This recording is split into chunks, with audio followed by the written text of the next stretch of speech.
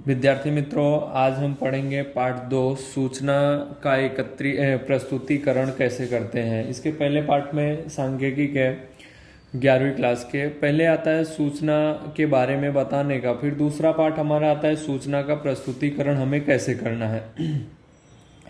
तो सूचना का प्रस्तुतिकरण करने से पहले उसका हमें वर्गीकरण करना पड़ता है। वर्गीकरण में उसका अर्थ जानना होता है, उसकी क्या आवश्यकताएं हैं वो जानना होता है।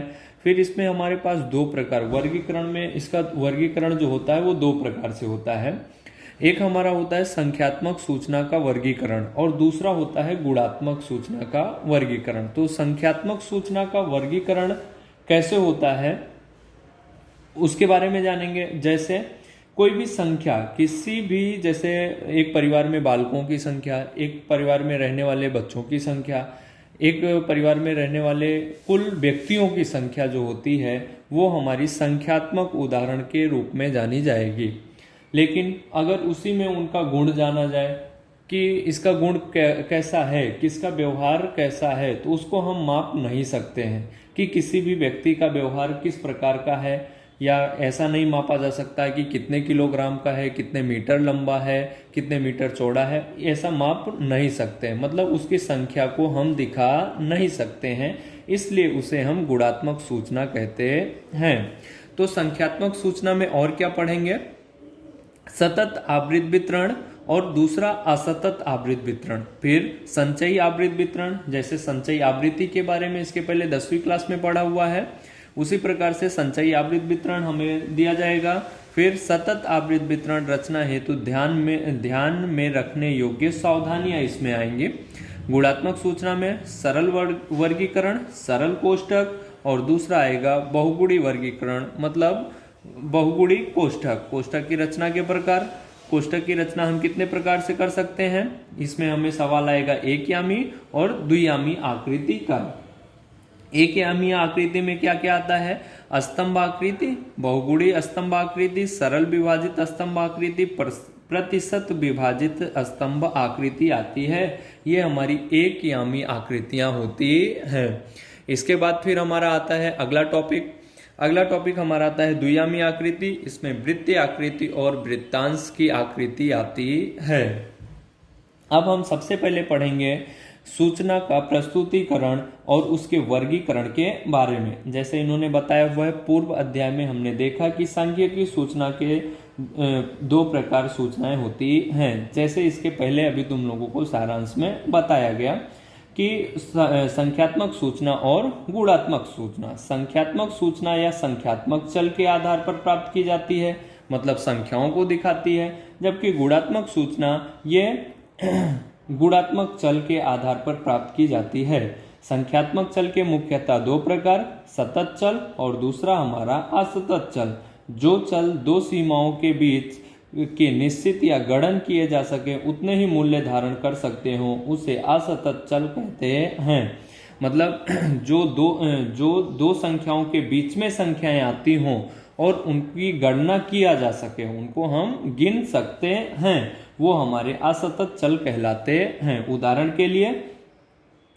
के लिए जैसे यहाँ पे संख्या बताई गई, प्रति परिवार बालकों की संख्या, मार्ग में होने वाली दुर्घटनाओं की संख्या इत्यादि के बारे में हम संख्या के रूप में बता सकते हैं कि इस जगह पर भाई 10 एक्सीडेंट हुआ है, इस जगह पर 15 एक्सीडेंट हुआ है, इस घर में 2 बच्चे हैं, इस घर में 1 बच्चे हैं, इसमें 3 बच्चा है। इस प्रकार से हम बता सकते हैं। तो ये हमारा संख्यात्मक चल होता है। अगला, निश्चित मूल्य धारण करे तो उस चल को असतत चल कहते हैं। अब ऐसा भी होना चाहिए कि वो कोई निश्चित मूल्य भी धारण करना चाहिए, वो हमारा असतत चल कहलाएगा। जो चल दो सीमाओं के बीच के सभी मूल्य धारण कर सकते हो उस चल को सतत चल कहते हैं। अब इन्होंने क्या बताया? दो चल के बीच सभी मूल्य को धारण कर सके, मतलब इसमें कोई भी, जो अभी यहाँ पे बताया गया ना कि निश्चित मूल्य, अब इसमें कोई अनिश्चित मूल्य भी आवे तो वो हमारा सतत चल हो सकता है। व्यक्ति की ऊंचाई, दिन का तापमान इत्यादि सतत चल के उदाहरण हैं। व्यवहार में सामान्य रूप से चल के मूल्य प्राप्त करने हेतु गणना करनी पड़ती है, तब उस चल को सतत असतत चल करेंगे। जैसे कि प्रति परिवार बालकों की संख्या की गणना करनी पड़ती है। मार्ग में होने वाली दुर्घटनाओं की संख्या गणना करनी पड़ती है। चल के मूल्य को प्राप्त करने हेतु नापना पड़ता हो, अर्थात चल के मूल्य को धारण इकाई आवश्यक हो तो उसे सतत चल कहेंगे। जैसे कि व्यक्ति की ऊंचाई सेंटीमीटर में, इंच में, फुट में मापी जाती है। दिन का तापमान सेल्सियस में मापा जाता है। सतत चल द्वारा प्रस्तुत की जाने वाली असतत संख्यात्मक सूचनाएं कहलाती हैं और असतत चल द्वारा प्रस्तुत की जाने वाली सूचनाओं को सतत संख्यात्मक सूचना कहते हैं। समष्टि जांच और न्यायादर्श जांच के अंत में प्राप्त सूचना को मौलिक सूचना या अवर्गीकृत सूचना कहा जाता है। यानी जिस प्रकार जो सूचना हमको दी गई थी, जो न्यायादर्श दिया गया था, जो समष्टि दी गई थी, उसके अंत में जो भी हमें प्राप्त हुआ है, यानी जो भी सूचना प्राप्त हुई है, उसको हम अवर्गीकृत सूचना या मौलिक सूचना के नाम से जानते हैं। यह सूचना अव्यवस्थित स्वरूप में होने से इसका उपयोग सांख्यिकीय विश्लेषण करने में कठिनाइयां पड़ती है।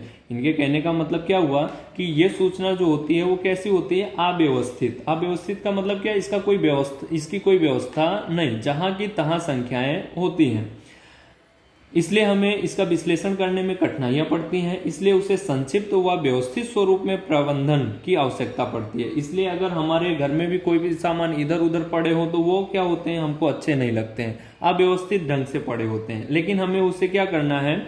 व्यवस्थित ढंग से जमाना होता है, व्यवस्थित ढंग से रखना होता है। तो इसका हमें व्यवस्थित स्वरूप में प्रबंध करना आवश्यक होता है।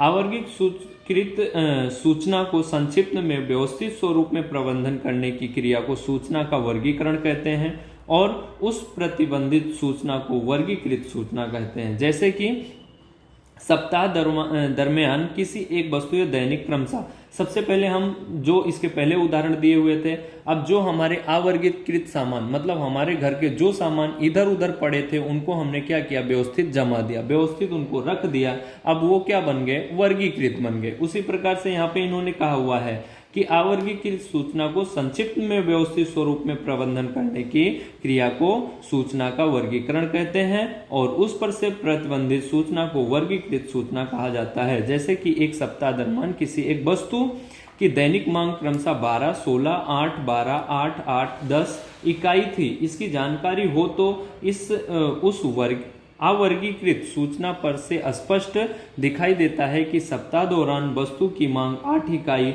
तो हो ऐसे 3 दिन, मांग 10 इकाई हो ऐसे 1 दिन, तथा मांग 12 इकाई हो ऐसे 2 दिन, तथा मांग 16 इकाई हो ऐसे 1 दिन है। इस वितरण के लिए निम्नलिखित सूचना वर्गीकृत सूचना में प्रदर्शित किया जा सकता है। सप्ताह दौरान वस्तु का दैनिक मांग प्रदर्शित कोष्ठक, वस्तु की मांग क्या है? 8 किसी वस्तु का नाम है, कितनी बार आई हुई है एक सप्ताह में? 3 बार। आगे इन्होंने बताया कि 10 कितनी बार आई हुई है? 1 बार। 12 2 बार, 16 1 बार। इस प्रकार से दिनों की संख्या हमारी टोटल क्या हुई? सप्ताह में 7 दिन होते हैं, इसलिए यहाँ पे हमारा टोटल कितना आया? 7। इस प्रकार 2 अवर्गीकृत सूचनाओं को संक्षिप्त में प्रस्तुत करने की प्रवृत्ति को वर्गीकरण कहते हैं। इनके कहने का मतलब क्या है? 2 अवर्गीकृत सूचनाओं को संक्षिप्त में प्रस्तुत, संक्षिप्त का मतलब क्या होता है? शॉर्ट फॉर्म में प्रस्तुत करने की प्रवृत्ति या क्रिया को वर्गीकरण कहा जाता है। सांख्यिकी के अध्ययन में वर्गीकरण की आवश्यकता मुख्यतः निम्न कारणों से होती है। इनके कहने का मतलब सांख्यिकी के अध्ययन में वर्गीकरण की आवश्यकता मुख्यतः निम्न कारणों से होती है। कौन कौन से कारण ऐसे हैं जिनसे हमें वर्गीकरण की आवश्यकता पड़ती है? विस्तृत सूचना को संक्षिप्त में व सरल व आकर्षक स्वरूप में प्रस्तुत करने हेतु, अगर हमारी विस्तृत सूचना है उसको हमें सरल सूचना में या सरल भाषा में प्रदर्शित करना है तो हमें किसकी आवश्यकता पड़ेगी? वर्गीकरण की आवश्यकता पड़ेगी। सूचना के विविध लक्षणों के बीच सरल व तुलना करने हेतु सूचना जो भी हमारी दी होगी उनमें कोई ना कोई लक्षण दिखाई देंगे तो उनके बीच सरलता से तुलना की जा सके, इसलिए वर्गीकरण की आवश्यकता पड़ती है। अगला, समय, शक्ति व खर्च की बचत के लिए। जिस भी वस्तु का हम वर्गीकरण किए हुए होते हैं, या अगर हम उसको वर्गीकृत आंकड़ों में रख देते हैं, तो उसको हमें हल करने के लिए या उसके बारे में जानने के लिए हमें शक्ति, समय और खर्च की भी कम आवश्यकता पड़ती है। अध्ययन क्षेत्र अलग अलग लक्षणों के बारे में सरलता से सूचना प्राप्त करने हेतु वर्गीकरण की आवश्यकता पड़ती है।